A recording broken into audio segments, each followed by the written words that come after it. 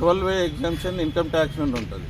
So ఇది మా structure. ఇది ఇక్కడ ఫైనాన్షియల్స్ అన్నీ కూడా ఏమవుతాయి అని అంటే church every year balance sheet income and expenditure అన్నీ కూడా అయిన తర్వాత ఇక్కడ నుండి మేము ఇక్కడ మా హైదరాబాద్ రీజనల్ కాన్ఫరెన్స్కి పంపిస్తాము. ఇక్కడ వికారాబాద్ డిస్టిక్ 9 డిస్టిక్స్లో ఉన్న చర్చెస్ అన్నీ కూడా ఈ ట్రస్ట్ కింద ఉంటాయి. సో మాకు ఒక chartered accountant, official chartered accountant appoint అయ్యి ఉంటాడు. కాబట్టి ఆయన దగ్గరికి పోయినప్పుడు అన్ని చర్చెస్ అకౌంట్స్ అన్నీ కూడా కన్సాలిడేట్ చేసి ఎవ్రీ ఇయర్ మీకు తెలుసు ఇన్కమ్ ట్యాక్స్ యాక్ట్ ప్రకారం తప్పకుండా సబ్మిట్ చేయాలి. సో ఎవ్రీ ఇయర్ మా సబ్మిషన్స్ అవుతున్నాయి. సబ్మిషన్ అవుతాయి 12 ఎగ్జామ్షన్ కింద. దాంట్లో కూడా మీకు తెలియాలి ఏ ఎక్స్పెండిచర్ కూడా వేరే దానికి చర్చ్ పర్పస్ కోసమే వాడడానికి ఉంటుంది. చర్చెస్ డెవలప్మెంట్ కానీ చర్చ్ డెవలప్మెంట్ కానీ దానికోసం వాడడం ఉంటుంది. ఆ రిటర్న్స్ అన్నీ సబ్మిట్ అయితే మేము 2019 నుండి ట్రస్ట్ కింద ఉన్నాం. 2019 నుండి ట్రస్ట్ కింద ఉండి ఎవ్రీ ఇయర్ మా ఈ బ్యాలెన్స్ షీట్స్ అన్నీ అక్కడ పోతాయి.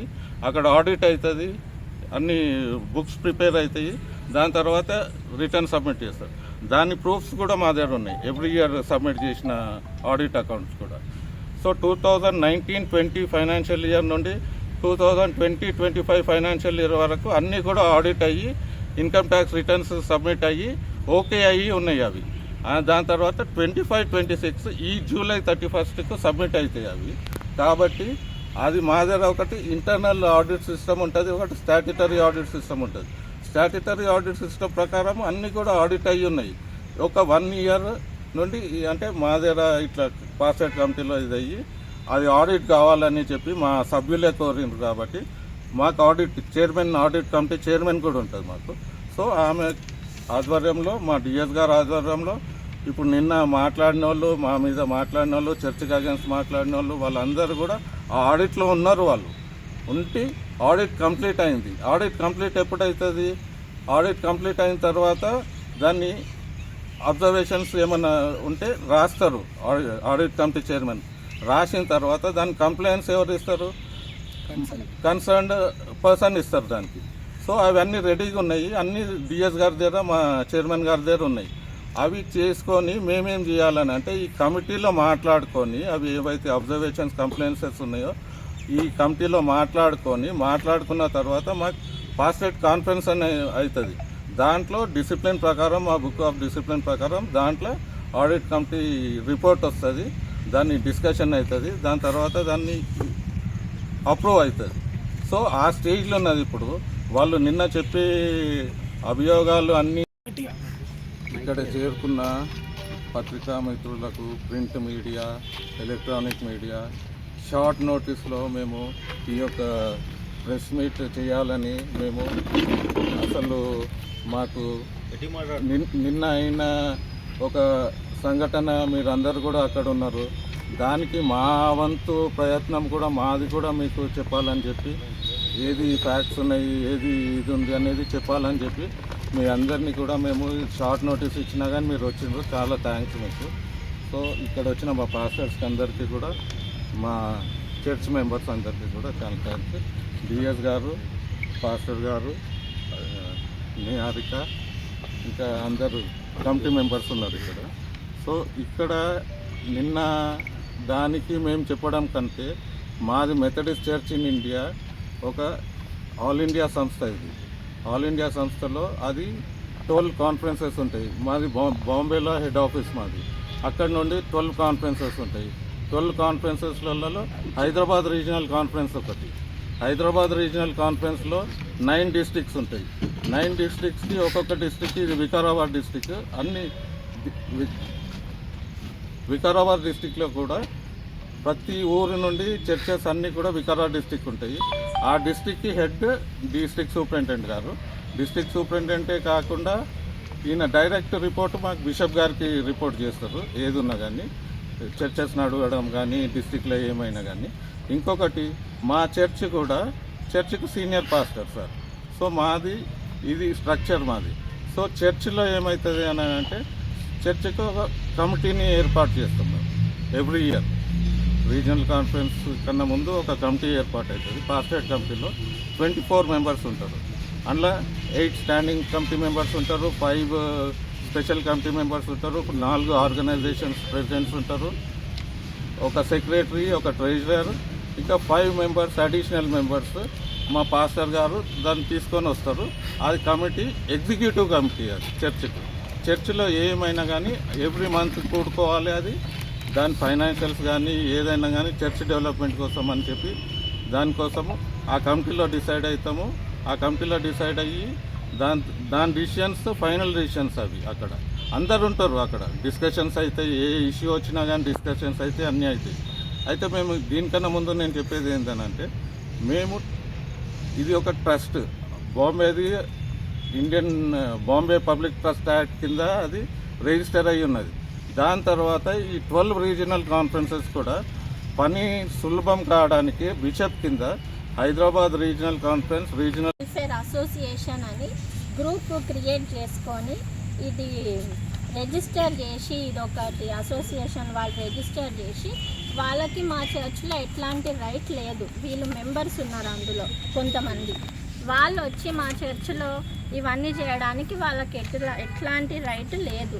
సో మేము ఒకటే రిక్వెస్ట్ చేస్తున్నాం, ఇక నుంచి థ్రెటనింగ్ కానీ ఎవరినైనా మా చర్చ్కి వచ్చి church peace and harmony disturb చేయడం కానీ, మా పాస్టర్లని డిఎస్లని ఆపడం కానీ, మేనేజ్మెంట్ వాళ్ళకి ఏమన్నా డిస్టర్బ్ చేయడం కానీ ఏదన్నా జరిగితే మాత్రం we will take over the church. ఇప్పుడే నేను చెప్తున్నా, మ్యాటర్ కోర్టులో ఉన్నంత వరకు ఎవరు ఎఫ్ఐఆర్ చేసిండ్రు కదా, మీకు తెలుసు కదా ఎఫ్ఐఆర్ ప్రాసెస్ ఎట్లా ఉంటుంది. ఎఫ్ఐఆర్ అనగానే అది ఎవరు గిల్టీ అయిపోయినట్టు కాదు కదా, కోర్టు నుంచి రావాలి వీళ్ళు తప్పు చేసిండ్రు, వీళ్ళు తప్పు చేయలేదని. అప్పటి వరకు వెయిట్ చేయండి. ఎందుకు చర్చిని డిస్టర్బ్ చేస్తున్నారు మీరంతా? అక్కడ రౌడీజం ఎవరికండి? రౌడీజం ఎవరిపైన చూపిస్తున్నారు? నేను పోతే ఈరోజు నా చెయ్యి నాపేసి నన్ను పట్టుకొని నా చెయ్యి పట్టుకొని అదేనా చర్చ్ దగ్గర బిహేవ్ చేసేది? చర్చ్ దగ్గర చెడ్డ మాటలు మాట్లాడి మాకు అవన్నీ సెట్ కావు. ఇప్పటి నుంచి ఇట్లాంటివి జరగొద్దు. వాళ్ళని పక్కలు ఉండాలి, సార్ వాళ్ళు టేక్ ఓవర్ చేస్తారు, వాళ్ళే చూసుకుంటారు అంటిల్ మ్యాటర్ సెటిల్స్. ఇదైతే మీకు కన్వే చేస్తున్నాం, మీరు కూడా వాళ్ళకి కన్వే చేస్తారు. మేడం, మీరు ఏదైనా ప్రాబ్లం ఉంటే డిఎస్కి చెప్పండి అంటారు కదా, వాళ్ళు డిఎస్ పదవి కాలం తగ్గినా వాళ్ళు బిషప్ కాలం పొడిగించుకుంటున్నారు. వాళ్ళు ఇన్ఫ్లుయెన్స్ చేసి బిషప్ కాలం పొడిగించుకుంటున్నారు. అదే అలిగేషన్. ఎట్లా వాళ్ళు పొడిగించుకుంటున్నారు? బిషప్ ఎంత కాలం? బిషప్ కి దానికి దీనికి సంబంధం లేదు. బిషప్ దానికి దీనికి సంబంధం లేదు. అది ఒక లీగల్ గా నడుస్తుంది. బుక్ ఆఫ్ డిసిప్లిన్ ప్రకారం జనరల్ కాన్ఫరెన్స్ అంటే వాళ్ళకి ఫేవర్ ఉన్నారు కాబట్టి బిషప్ పెరుగుతుందని ఆరోపిస్తారు. మన స్పీకర్ గారు ప్రసాద్ కుమార్ గారికి కూడా ఒక రిక్వెస్ట్ చేస్తున్నాం. వన్ సైడ్ విని మీరు వాళ్ళకి సపోర్ట్ చేస్తున్నారని వాళ్ళు ఏదైతే ఓపెన్గా చెప్తున్నారో మా సైడ్ కూడా విని అప్పుడు మీరు ఏదన్నా సపోర్ట్ ఉంటే అప్పుడు మీరు సపోర్ట్ చేయండి. ఎవరికి సపోర్ట్ చేయాలనుకుంటున్నారో వన్ సైడ్ విని మీరు ఎవరికి సపోర్ట్ చేయకండి సార్. మ్యాటర్ కోర్టులో ఉంది, మీరు కూడా ఇన్వాల్వ్ కావాలి అంటే మీరు రండి. మేమే వస్తాం. మీకేం కావాలో మేము అన్ని విత్ ప్రూఫ్స్ మేము చూపిస్తాం. అంతేగాని వన్ సైడ్ బయాస్డ్ ఉండి ఎవరో మెంబర్స్ కానీ వాళ్ళని తీసుకొచ్చి మా చర్చ్ దగ్గర మాట్లాడిపిస్తే మేమైతే ఒప్పుకోం. చెప్పారు తను మా చర్చ్ మెంబరే కాదు, తను ప్రైవేట్ ఆర్గనైజేషన్ మెయింటైన్ చేసుకుంటూ ఉంటాడు. మా చర్చ్ మెంబర్ కాదు. తను ఎంబడి ఉన్న మాట్లాడేటప్పుడు ఇద్దరు కూడా చర్చ్ మెంబర్ కాదు. ఇంకోటి స్పీకర్ సార్ వాళ్లకు నేను మీ ఎంట ఉన్నాను ఎప్పుడు చెప్పలేదు. తన ప్రజాప్రతినిధి తప్పుడు ప్రచారం చేసి స్పీకర్ నన్ను బ్లేమ్ చేస్తాడు. తప్పు. తను చెప్పింది ఏంటంటే నా దగ్గరికి రండి, ఇరు వర్గాలు రండి, నేను కూర్చోబెట్టి మాట్లాడతాను, వీలైనంత మటుకు న్యాయం చేస్తానని చెప్పారు. అంటే ఇంకోటి మా దగ్గర ఏముంటుంది అంటే as per bishop order no political interference ఉంటుంది మన దగ్గర. అయినా కూడా మేము కూడా రిప్రజెంట్ చేసినాము. చేస్తే తనేమన్నాడంటే నాకు ఇరు వర్గాలు సమానమే కాబట్టి నాకు అందరికీ న్యాయం కావాలంటే మీరు కూర్చొని మీ బిషప్ అయ్య గారి దగ్గర మాట్లాడుకొని సమస్య పరిష్కారం చేసుకోండి అని చెప్పిండు. ఈ తప్పుడు మాకు చెప్పిండు, మా వెంట ఉన్నాడు అనేది చాలా తప్పు. అది స్పీకర్ సార్ ఎప్పుడూ ఆ విధంగా చెప్పలేదు. మాకు కూడా చెప్పింది ఏంటంటే మీరు కూర్చొని మాట్లాడుకోండి, మీతో కానప్పుడు నా వరకు రండి అని చెప్పింది. ఇది ఓకే. తప్పకుండా చేస్తున్నాం. దీన్ని యాక్చువల్గా ఎన్ని నుంచి స్టార్ట్ అయిందంటే 2007 మన పెద్ద చర్చ్ కన్స్ట్రక్షన్ స్టార్ట్ అయినప్పుడే యాక్చువల్గా వాళ్ళు చేసినది ఏదైతే వాళ్ళు కమిటీ ఉన్నప్పుడు ఇప్పుడు ఎవరెవరైతే పెద్ద మనుషులు ఇప్పుడు వచ్చి ఇలా పైసలు తినేసారు ప్రూఫ్స్ లేకుండా ఏవైతే మాట్లాడుతుందో వాళ్ళలాగా మనం ప్రూఫ్స్ లేకుండా మాట్లాడడానికి వెళ్ళేది సార్. 2007లో వాళ్ళు 7/7కి కొటేషన్ తెచ్చారు కాంట్రాక్టర్ నుంచి. 7/7/2007లో కొటేషన్ తెచ్చి డేట్ ఏది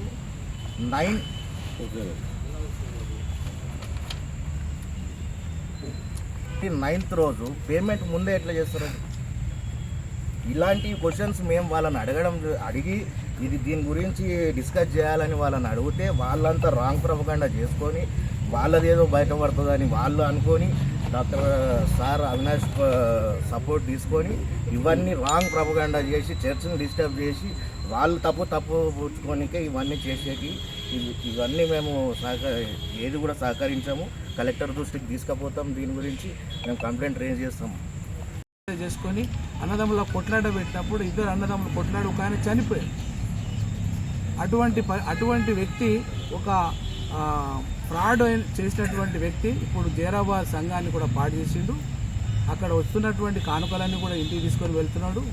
అలాంటి వ్యక్తి వచ్చి ఇక్కడ నిన్న రోజున నా పర్మిషన్ లేకుండా జరిగిన మీటింగ్ అది, దాంట్లో ఈ విధంగా మాట్లాడి దారూర్ జాతర పైసలన్నీ బిషప్ సాబ్ తీసుకుపోయిందండి. అట్లా ఉండదండి. దారూర్ జాతర ట్రస్ట్ కూడా ఉంటుంది. ఆ ట్రస్ట్లో సుమారు 30 మంది మెంబర్స్ ఉంటాం. కర్ణాటక వాళ్ళు ఉంటారు, మేము ఉంటాం, అందరం కూడా ఉంటాం. అక్కడ ఏది డిసైడ్ అవుతుంది ఆ ట్రస్ట్ కింద ఉన్నటువంటి అకౌంట్లోకి ఆ డబ్బులు పోతాయి. అక్కడ ప్రతి సంవత్సరం అన్ని ఏర్పాట్లు కూడా అదే డబ్బుతో చేయాల్సి వస్తుంది. ఆ పనిలో ఒక్కొక్కరికి ఒక్కొక్క పని అప్పగిస్తాం.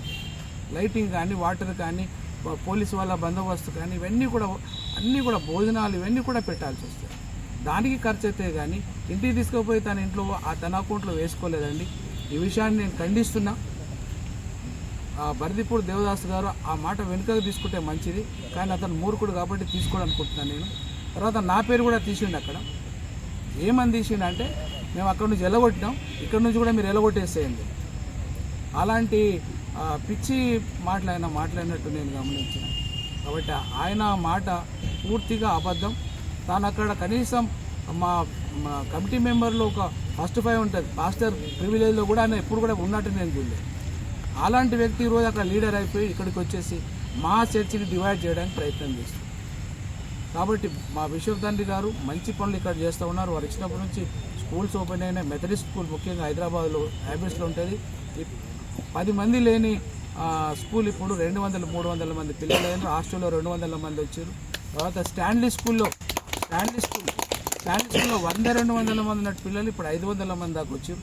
తర్వాత హాస్టల్లో ఇప్పుడు ఈవెన్ ఇంటర్మీడియట్ స్టూడెంట్స్ కూడా హాస్టల్లో ఉంటున్నారు. అక్కడ మా బిషప్ తండ్రి గారు, అమ్మగారు వారిద్దరు కలిసి చేసినటువంటి ఆ పనిని బట్టి మరి మా యొక్క కాన్ఫిడెన్స్ అభివృద్ధి చెందుతున్నది.